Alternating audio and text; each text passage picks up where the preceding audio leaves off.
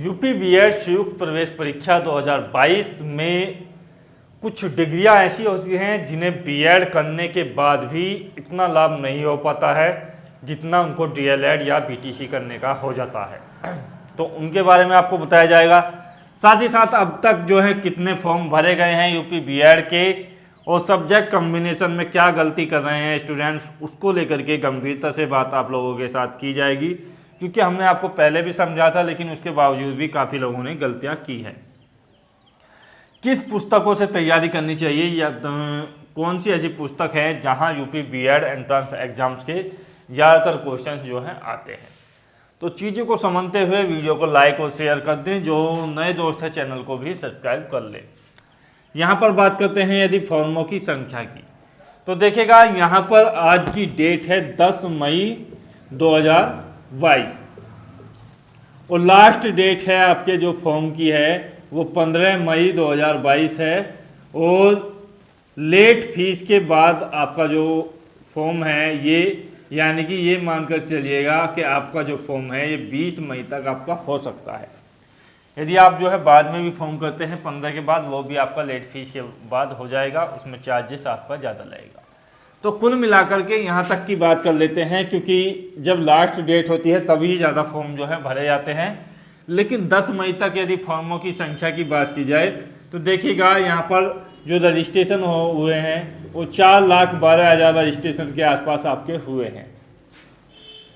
4,12,000 candidates ने registration किए हैं। हालांकि उनमें से कुछ लोगों की जो है फीस का जो सबमिट है वो नहीं हो पाई है, वो कर देंगे 4 से 5 दिन के अंदर और नए फॉर्म भी आपके जो है भरे जाएंगे।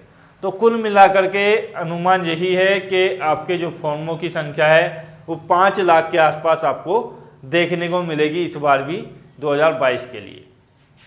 तो कंपटीशन अच्छा खासा रहेगा, 5 लाख कैंडिडेट से ऊपर आपकी संख्या जा सकती है। तो इसके लिए आपको जो है तैयारी कर लेनी चाहिए अच्छे तरीके से। किन पुस्तकों से किस तरीके के कंटेंट को तैयार करना है वो मैं आपको बताऊंगा।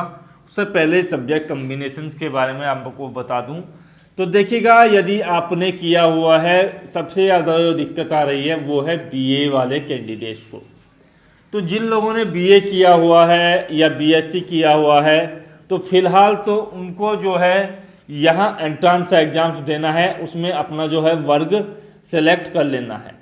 तो वर्ग जो सेलेक्ट कर लेना है, जो देखिएगा जो भी कैंडिडेट्स हैं जिन्होंने टेक्निकल कोर्स किया है, टेक्निकल से मतलब ये है कि टेक्नोलॉजी से जुड़ा हुआ, इंजीनियरिंग से जुड़ा हुआ जो कोर्स किया हुआ है, जिसमें आपका बीटेक आता है और आपका जो यहाँ पर आता है बीसीए वगैरह आता है। तो ये लोग जो क्या करेंगे, ये अपना जो वर्ग है वो साइंस वर्ग के अंतर्गत आपके आएंगे। तो साइंस वर्ग ये लोग चुनेंगे, ये कला वर्ग को जो है नहीं चुनेंगे। उसके बाद जिन लोगों ने जो है नॉन टेक्निकल कोर्सेज किए हैं और प्रोफेशनल कोर्सेज किए हैं तो उनके लिए जो है यहाँ पर आपका जो वर्ग होता है, जैसे आपके जो कोर्स हैं बीबीए है या उस तरीके का कोई कोर्स है, बीएफए वगैरह है जिसको जो है ग्रेजुएशन के तौर पर मान्यता है, तो वो जो है अपना आर्ट वर्ग चुनेंगे। इसके बाद जो कैंडिडेट्स ने गलती कर दी है तो वो कमेंट्स में बताइएगा, उसके संशोधन के बारे में मैं आपको जानकारी दे दूंगा। अपना कोर्स आपने क्या किया हुआ है, बीए, ग्रेजुएशन, बीएससी वगैरह जो भी कुछ किया हुआ है और कौन सा सेलेक्ट किया है आपने वर्ग पेपर देने के लिए, तो आप जो है कमेंट्स में बताइएगा। इसके बाद जो है यहाँ पर मैं एक चीज़ और जोड़ना चाहूँगा, मेडिकल जो कोर्सेज होते हैं, चाहे उसमें आपकी बीएससी नर्सिंग वगैरह हो, उस तरीके का हो, तो ये जो होते हैं मेडिकल में भी आपको जो है साइंस वर्ग के अंतर्गत ही रखा जाता है, तो वो लोग भी साइंस वर्ग चुनेंगे। बाकी यदि कैंडिडेट्स ने कॉमर्स का जो है यहाँ पर बीकॉम या एमकॉम किया हुआ है तो वो जो है कॉमर्स वर्ग को चुन सकते हैं। और एग्रीकल्चर का जो है स्पेशल पढ़ाई की हुई है कृषि में बीएससी वगैरह, तो एग्रीकल्चर वर्ग चुनेंगे। दिक्कत यहाँ आर्ट और साइंस वर्ग की ज़्यादा है, तो मैंने आपके लिए क्लियर कर दी है। अब सब्जेक्ट कॉम्बिनेशन के बारे में काफ़ी कमेंट्स आ रहे थे कि हमने फॉर्म तो भर दिया है लेकिन जो टीजीटी पीजीटी का कॉम्बिनेशन है उसके बारे में आप जो है थोड़ी सी जानकारी दे दें।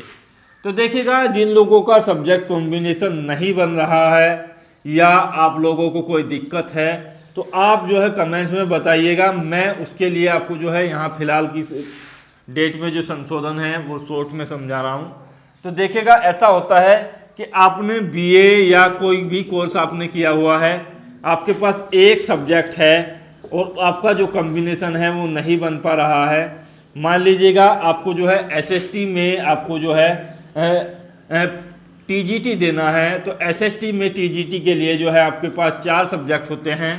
इनमें से कोई से 2 आपके पास होना चाहिए, इतिहास हो या आपके पास जो है भूगोल हो या आपके पास जो है यहाँ पर अर्थशास्त्र हो या फिर आपके पास जो है यहाँ पर राजनीतिक शास्त्र हो। तो ये जो हैं ये सब्जेक्ट में से कोई से 2 आपके पास होने चाहिए, तो जा करके आप जो है एसएसटी के लिए योग्य होंगे। तो सबसे ज़्यादा दिक्कत आती है एसएसटी टीजीटी के लिए और सबसे ज़्यादा वैकेंसीज भी इसी फॉर्म में आती है। तो यहाँ पर आपके पास एक सब्जेक्ट है, इनमें से इतिहास है या भूगोल है या अर्थशास्त्र है, कोई सा एक है आपके पास ग्रेजुएशन में। तो आपको क्या करना है, अभी फ़िलहाल की कंडीशंस में आपको जो है अपनी बीएड कंप्लीट कर लेनी है। उसके बाद आपको जो है कोई से भी एक सब्जेक्ट के साथ जो आपके पास ये वाला है ऑलरेडी और दूसरा आपको करना है जो भी आपका ऐच्छिक सब्जेक्ट हो, उसके बाद आपको जो है उससे बीए कर लेनी है एक सब्जेक्ट से। ये हो जाता है कि यूनिवर्सिटी जो इसको कराती है उसके बारे में मैं डिटेल से जानकारी आपको आने वाले वीडियोज में दे दूंगा, तो यहाँ से क्लियर हो जाता है। बात करते हैं ऐसी कौन सी डिग्रियां हैं जिनमें बीएड करने से ज़्यादा नुकसान होगा। यदि आप वो बीसीए या आप जो है बीटीसी या डीएलएड कर लेते हो तो आपको ज़्यादा फायदा होगा। उनमें जो डिग्रियां हैं वो है आपकी बीटेक, बीसीए, मेडिकल के जो कोर्स हैं वो हैं। इनमें क्या होगा कि आपको जो है टीजीटी या पीजीटी के लिए आपका कोई सब्जेक्ट स्पेशल होता नहीं है और आपको योग्य भी नहीं किया जाता है। तो आपको जो है केवल और केवल प्राइमरी टीचर्स के लिए योग्य किया जाता है। और प्राइमरी टीचर्स ही अगर आपको बनना है तो आप जो है बीटीसी या आप इसको बोल सकते हैं डीएलएड, इसका नाम दिया जाता है, वो डिप्लोमा आप कर लें, वो ज़्यादा बेहतर रहेगा। क्योंकि बीएड की तो ये है, कई कोर्टों में इसका केस भी चल रहा है कि आपको जो है प्राइमरी से बाहर किया जाए बीएड वालों को। हालांकि अभी ये बाहर नहीं है, लेकिन आप जो है संकट में क्यों पढ़ना चाहते हैं, तो यदि आपको प्राइमरी टीचर्स के लिए ही योग्य है तो आप लोग जो हैं, यदि आपने इनमें से कोई डिग्रियां की हुई है और इसके अलावा कोई डिग्री की हुई है, कमेंट्स में बताइएगा, तो आप जो है डीएलएड को बेहतर तरीके से समझें। पुस्तकों की बात की जाए तो देखिएगा, पुस्तक जो है यहाँ पर मुख्य रूप से जो प्रकाशित की जाती हैं उनमें हिंदी आपका सब्जेक्ट होता है या इंग्लिश होता है, रीजनिंग होता है, आपका सब्जेक्ट का कॉम्बिनेशन होता है। तो सबसे बेहतर जो पुस्तकें आ रही हैं वो कुछ पब्लिकेशन है, उसमें आपका यूथ है और आपका अरिहंत है, आपका जो है लुसेंट है।